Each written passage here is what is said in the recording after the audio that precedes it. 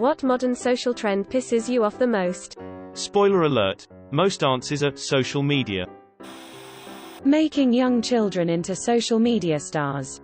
It's fine to share pictures of your kids with friends, but aggressively documenting and marketing your family life for the public at large is creepy. Whenever I see toys at Walmart about that Ryan kid, I just get sad and hope he's as happy as he's portrayed on the box, because I don't think he is.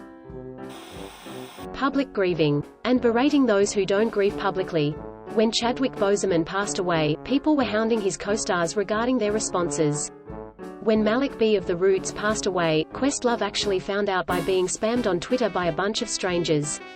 Imagine finding out one of your closest friends died, because random strangers wanted an immediate response from you. I remember when Nipsey Hussle died, not because I had even heard of him before that, but because everyone was publicly stating how devastated they were. It almost seemed like a competition. People were saying stuff like, "I've been supporting him for X amount of years. Since the beginning, no one is more upset than me." I honestly found it disturbing. It was like his death was just another trend that people on social media needed to post about. Glorifying celebrities and treating them like gods. Like, I understand being a fan of someone, but you don't have to create an entire livelihood around them or try to emulate them. This is also how people get into positions of power when they shouldn't be. The reaction that provokes on me is more cringe than pissing me off, but I am sick of the 4x reacts to why videos. It's just so embarrassing to see these people acting out a reaction just to satisfy the actual consumers of the product that is being reacted upon. Then you'll have reactions to the reactions on those reactions. Mind-boggling. How everything needs to be on social media. I have to explicitly say to family members, please don't put this on social media at family events, etc.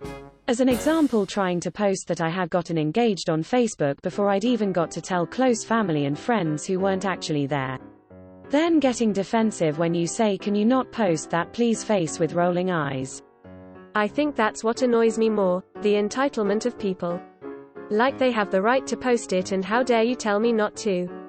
Legal or not, I really don't think people have a right to publish recorded content featuring my face or anyone else they want. The argument I get is, it's my Facebook. Well, that may be Auntie Jill, but it's my face and life, and I don't want all the random strangers you accept invites from knowing my life. I'm just so glad the licking things at the store trend is over. It is over, right? Please tell me that's finally done. The guy who licked the deodorant at the start of the pandemic got charged with terroristic threats are fake. This obviously hasn't been as big a deal for the last year or so, but the lack of basic etiquette around invitations or even just making plans. People feel absolutely free to not respond until the last minute while waiting for something better to come along, and they don't think it's rude to cancel last minute or just not show up without letting you know. I learned that if you respond positively to invitations and then show up on time, you get invited to a lot more things. It's a pretty good strategy if you like getting invited to things. The celebration of bad attitudes, habits and toxic traits. People would rather be praised for being a villain than to be obscure. People would rather give praise to a villain than to spend a moment not entertained. Letting little kids have social media unsupervised. They are not equipped to handle any of it. So many conflicts spawn out of it. To be honest, most adults cannot handle social media. Family vloggers horrify me. The concept of exploiting your children's lives for views is particularly awful. And because it's a relatively new concept, there are no real laws around child labor or exploitation concerning it. There are YouTubers out there right now who live in mansions worth millions of dollars that they got from shoving a camera in their toddler's face and demanding them to perform for strangers. I can't even imagine the psychological repercussions this will have on these kids in the future. Ah yes, I remember the whole Daddy 05 situation. Advertising slowly taking over every single aspect of our lives. I'm not really exaggerating when I say over 90% of the mail and phone calls I get are junk or scams. Data we generate simply by being online, being sold to the highest bidder without any real way of stopping it, which in turn fuels more ads. Went shopping more than once at a larger grocery store? Congrats, you now get suspiciously tailored coupons mailed and emailed to you even though you don't remember ever giving them your addresses, meaning it's probably linked to your credit card and banking info. The internet is great for knowledge if you look in the right places and allows discovery of fascinating things, but it does sometimes feel like we sold our souls to somebody for it. Me. Asterisk buys from Amazon a specific one-off item I don't plan on buying again for 5 to 10 years. Asterisk. Amazon. Here's a bunch of ads for this specific item. You should buy some more. I've taken to doing any serious online research for bigger purchases on a secondary web browser in private mode so that Chrome won't as easily flood me with ads. Treating opinion as fact and fact as opinion. That's my truth. 1. Everyone has a right to have a voice on the internet, but not everyone deserves a following, authority, influence. Just because you paid off your car doesn't mean you're qualified to become a financial coach. 2. Couples recording pranks on each other that are so painfully staged. It's the same super popular trends that are reproduced. Like, do you really need to act so shocked the 10th time your girlfriend pretends to strip in front of the camera but actually has clothes underneath her towel? Are you really that shocked? At this point I just block, but I just can't imagine people have that much time. 3. Recording people in need for clout.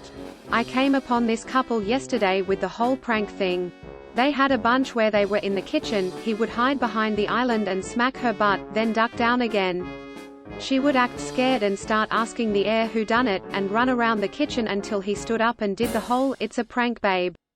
These people are getting literally millions of likes, but it's painfully fake. Social media influencers asking for free items unsolicited, then when of course they decline they threaten to, and in some cases do, leave bad reviews, forcing the company to have to respond to false allegations for no reason.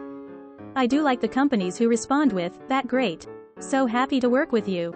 I see you have 20,000 followers. Buy a weekend with us and we'll give you a unique discount code you can give to your followers for 20% off. When 250 codes have been redeemed, we'll refund the cost of your weekend at our resort, or whatever." The notion that everybody needs to hustle and have a side hustle. Like it's okay that we are all supposed to be cheap-ass used car salesmen hawking our wares with no shame or sense of self-respect. Edit. It also frustrates me to no end that people assume that because you are good at something or enjoy it, that you will also be good at and enjoy marketing and selling the thing. Two completely different skill sets. On that note, the idea that every one of your hobbies needs to be turned into a side hustle. No one is allowed to simply have hobbies that they love. You have to strive to be good enough to monetize it. Edit. I'm very happy I made this comment because I've had a wonderful time reading everyone's hobbies in the replies. I had a really bad day today and seeing people talk about what they love doing made it a lot better. Keep being your best selves. You can't just buy something now. Everything is a subscription. First it was just Netflix, then it was Dollar Shave Club. Now every TV channel is a separate subscription. Every household item wants to send it to you over and over again. Nothing is released physically, so the only way to watch a movie or check out a new album is to pay someone monthly. Services that were offered for free or one-time purchase are rescinded and now offered as subscriptions. It's so obvious that everyone and everything just wants to milk you as long and for as much as possible. And people just buy into it willingly. I know people who spend like $200 a month on poo that was free like 10 years ago. People are even offering themselves on a subscription base now. I can't believe how cool everyone is with watching all their money disappear all the time. This is definitely the biggest one for me. All of the ones you listed, but also phone apps have started doing this too. I wanted to try out Face app for the hell of it. I don't really edit my pictures because I don't post many in the first place, but I wanted to check it out to see what the app was like and how easy it was to make ridiculous edits, but it wanted to charge me like $4 a month. Now is that a lot? No. But if it was a one-time charge of $4 or $5 I probably would have said fine, but I'm not paying $48 a year for an app I'm barely gonna use. Same for other dumb poo like Reface. It's fun, and I liked using it, but I wasn't gonna pay a effing subscription for it, so I uninstalled. What even happened to 99 cents and $1.99 apps? Everything just wants to keep charging you for poo whether it's worth it or not, and I hate it all so much. I refuse to stoop to this level of consumerism. How quickly misinformation spreads through social media. It's seriously a dangerous thing in society, and it's pretty terrifying. Driving while on a cell phone. Driving has always been a little frustrating, but now it's gotten insane. My girlfriend and I can call out with at least 90% accuracy who is on their phone. Abrupt lane changes, 20 miles per hour under the speed limit, swerving, looking at phone and missing a green light for 5+ seconds, and, my personal pet peeve, stopping 50 feet short of a light in a busy intersection during rush hour. Not only is the use common, but the entitlement that comes with it is across the board. Someone waiting at a green light 5+ seconds, I do a short honk to alert them, they give me middle finger. Like, yeah, I'm the effing idiot here. I can see you playing on your phone through your back windshield. The other day I had a girl pull across 2 rows of parked cars in a lot and had to slam on my brakes to not smash into her. Instead of saying sorry, she got out of the car, still in the middle of the lane, while still on FaceTime to film me. Like, it's gotten so bad that I don't see any real solution other than videoing all of these people, license plates, and sending them to the local police. Edit this link. Get a dash cam and come join us over on Idiots in Cars. Recording strangers to see their reactions. Especially idiots who do this in drive-thrus, as if those employees don't already have to deal with enough moronic poo on any given shift. This is more work-related, but it pisses me off how there is now a work culture of always being reachable by email or text for whatever happens. A lot of places expect you to be pretty much on call even when you're not at the office anymore. I worked at an ad agency where days off sometimes didn't even feel like that because I would still be getting emails about things and was expected to be checking them. There should be some level of balance between work and personal life, and I feel like that is fading because it's becoming more and more socially acceptable to adopt this type of culture. I just had a work meeting yesterday and my boss's boss was in this meeting and he legit told us to keep our work and personal lives separate as much as we can. We're in IT and sometimes emergencies happen, but if we get an email, text, or phone call after hours and it's not an emergency, they told us to ignore it. And if the same person keeps sending stuff after hours, to let them know and they'll talk to the person. It's great having bosses that actually care about you and your personal life. Edit grammar. Posting infographics regarding certain topics to try and prove you're educated on the topic. Often with patently wrong information. The whole Instagram influencer thing. Why are we following these people? I don't think IG influencer has the same meaning it used to have. Back in the day they were less common, but now I see accounts with 2K followers posing as influencers. Like reposting your vacation pics doesn't make you an influencer. In general, just the fact that people aren't allowed to be private anymore. All your devices hook up to the internet. Your smartphone tracks you in God only knows how many different ways. Every business wants you to sign up for a rewards account, so they can harvest your contact details. Hell, even my PC and game consoles will rearrange my desktop just to show me advertisements. And if that wasn't enough, people give you strange looks when you tell them you have almost no social media presence, no Twitter, no Instagram, no Snapchat, no Facebook. Not to mention how people just get this confused look on their face whenever I get mad at them because they took a photo, video of me without my knowledge or consent and put it on their social media. Honestly, it shocks me to see how little people care that privacy is disappearing. Along with this, the right to be unavailable to people. You don't answer immediately, people freak out about it. Used to be, if you phoned someone and they weren't home you would check back in the evening or tomorrow. I don't think it pisses me off, but it baffles me. Heavy social media presence by ordinary people. I can't for the life of me understand why I'd follow some random person I've never met. I have actual people in my life, and I'm interested in them. A couple of days ago, I first heard the term momfluences. Effing really? Why would I base my children's upbringing on the opinions of some twit whose main attribute is the fact that she has time to do this poo? I have minimal social media presence, because why would anybody care to follow me? This isn't low self-esteem, it's just reality. I'm a completely normal, average person and I know it. I don't fool myself into thinking the world at large would benefit from knowing what I think or do on any given day. I don't know if social media creates narcissistic people, or if it just reveals them. Thanks for the awards. Greater than I don't know if social media creates narcissistic people, or if it just reveals them. It sure as F does at least one of the two. Having an opinion about everything, even if you don't actually know anything about the subject. I'd really rather not hear about how much money everyone either has or pretends to have. It's just depressing even though I know I should ignore it and focus on myself. Entertainment has eaten everything. Politics, personal relationships, sexual intimacy. The yardstick has become not how good are you at something, but how good of a show are you putting on? Edit, holy cats, this blew up far more than anything else I've ever posted. I guess I touched a nerve. Or a live wire. Thanks to all you folks out there in internet land who freely and generously gave your words to the cause. Agreed. I know couples who are 100% only together to make each other's social media profiles look better. I'm exhausted with how vapid and fake social media is. Pop culture has always been vapid and fake, but social media certainly shines a brighter light on that fact. Entitled social media influencers who contact businesses and practically demand free goods or services in exchange for exposure. Influencers. I can't stand the term, it gives whatever DK head thinks they are famous a feeling of superiority. Plus everyone seems to be an influencer and not actually engaging in proper life. Grr. My wife and I sometimes play influencer, which is essentially narrating everything we do in an influencer, vlog-type voice. So if I'm just fixing myself some cereal, it would be, hey guys, so today I thought I'd just share our morning routine since so many if you keep asking about it, so, etc.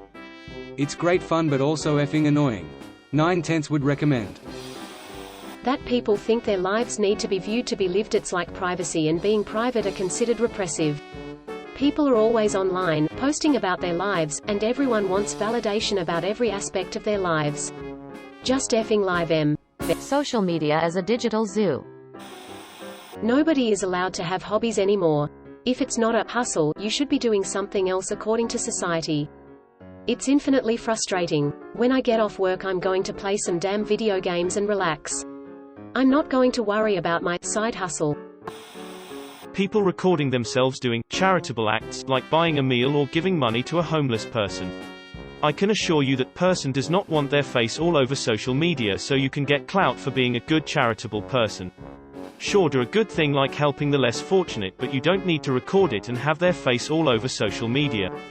Same recording people having really emotional moments and putting it online, like those videos of long-separated relatives being reunited where they're crying and poo, and some person is filming it to put on Twitter? Weird and invasive as hell. Over-the-top pranks that involve staged violence or scaring passers-by. Seems like a surefire way to traumatize someone.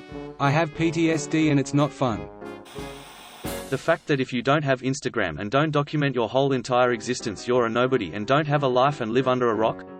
Excuse me, but since I deleted social media accounts my life seems way more fulfilling and enjoyable than having to worry about how many people views my story and liked my photo of what dirt I ate for breakfast. Edit, I feel like I have specified myself. By social media I of course meant Instagram, Facebook, Snapchat, TikTok, Twitter. Reddit in my opinion is an anonymous platform to read certain informations, and yes, still social media, so I'm unbelievably truly sorry for the horrible misunderstanding. You can't do a good deed unless you're recording it for social media. Basing your entire identity around political parties that don't even represent your interests. Basing your entire identity around anything is a problem, but you're right in that basing your entire identity around political positions seems to be in now. Using your real names, images, locations on social media. Gen Xers were told over and over again to never do this under any circumstances, and it made a lot of sense. Today's kids just post, here is a video of me, what I look like, where I live, and all of my stuff, and that's just asking for trouble. The elder millennials were taught that too. I remember when we first got dial-up my folks sent my sister and I to the library to take a basic internet class before they let us use it. Old chat rooms and message boards to Zanga, to MySpace. Then when I got a Facebook invite I remember staring at it thinking, but I'm not supposed to use my real name. We were told not to accept rides from strangers, or tell people online where we were. Now we summon strangers from the internet for rides. Weddings have turned into expensive choreographed social media productions worthy of Busby Berkeley. These poo shows empty pocketbooks and ruin friendships. It's gotten to the point where bridesmaids and groomsmen are expected to shell out thousands of dollars and use up their vacation time for multiple trips, while regular guests are told what color to wear. It's madness. Making depression and anxiety as an aesthetic one needs to have. As someone who has had actual depression for decades and wouldn't wish it on anyone, thank you for saying this. If I started cruising around in a wheelchair for sympathy, people would hate me for it, and rightly so. But it's fine for anyone to claim mental illness without a diagnosis. Oh, that's just my OCD or my ADHD. Screw off with that bullpoo. Gender reveal. Agreed. Especially when people react badly. Imagine being a kid and coming across a video of one of your parents having a tantrum because you aren't the gender they wanted you to be. The politicalization of everything and people doing certain things solely to display which political ideology they subscribe to. Thank you for watching. We upload new videos every day, so be sure to come back for more fun. Please consider liking and subscribing if you enjoyed the video.